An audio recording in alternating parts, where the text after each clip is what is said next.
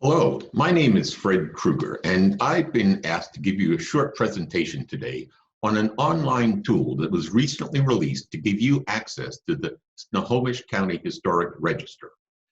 That's a robust list of buildings who, because of their age, character, integrity, condition, or combinations thereof, are truly unique representatives of the history of the county in which we live.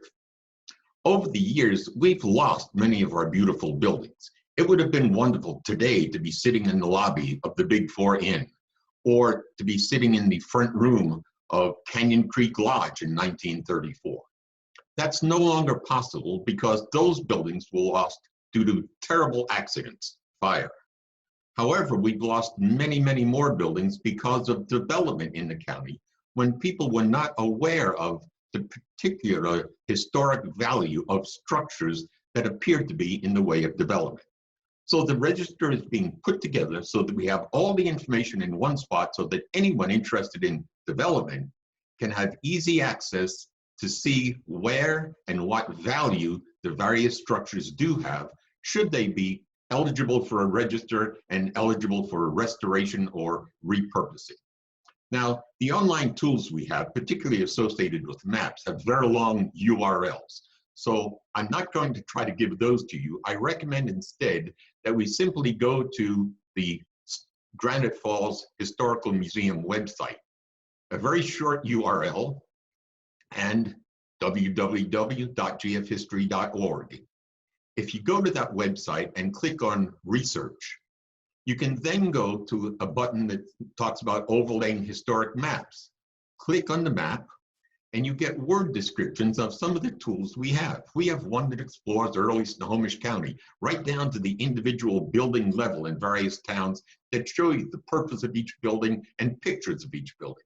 We also have one that gives you everything from the original homestead lines up to the latest maps and street maps and property lines of modern Snohomish County. However, today we're going to be looking specifically at where it says entire county benefits include those of the Snohomish County Historic Register. If you click on that, you'll immediately go online using nothing but your browser to view a map that shows all the current progress of the register. In 2015, 13,855 properties were identified as having potentially something that was historic. That list was culled down to a mere 550, each one of which has to be professionally evaluated to determine whether or not they are truly eligible for a local register, like a county register, or perhaps even for a state or national register. If we close this introduction box, you'll notice some 7 or 8 levels show up here, layers of the map. Each one of these layers can be turned on or off simply by clicking on the appropriate box. So far, we've evaluated about 203 houses and civic buildings in the county. Civic buildings being schools, churches, grange halls, etc. If we wanted to know every house that's been evaluated to this point, we could click on domestic evaluated, and a dot shows to appear for each one. If we wanted the civic buildings, we'd click on the civic buildings. If we wanted to know which ones of these had been evaluated as being eligible for a county register, if we click on the domestic county eligible, you notice bullseyes appears in the middle of some of the blue dots. If we wanted to know those considered to be eligible for a national register, you notice the bullseye is darker. Well, with those on the map, we can move the map around with our mouse.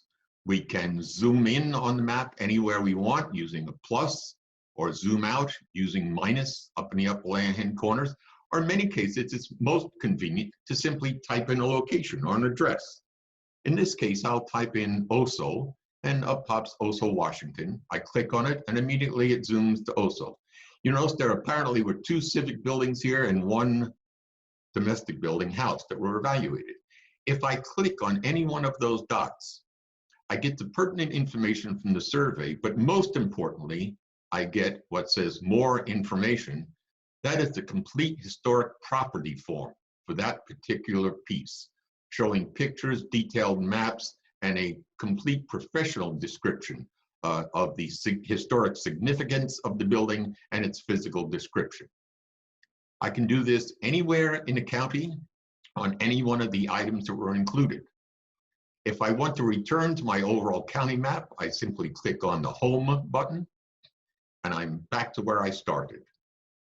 Hopefully, we can use this list to prevent accidental destruction of buildings that could have been preserved or repurposed had the people responsible for development had a place to go and gather that information.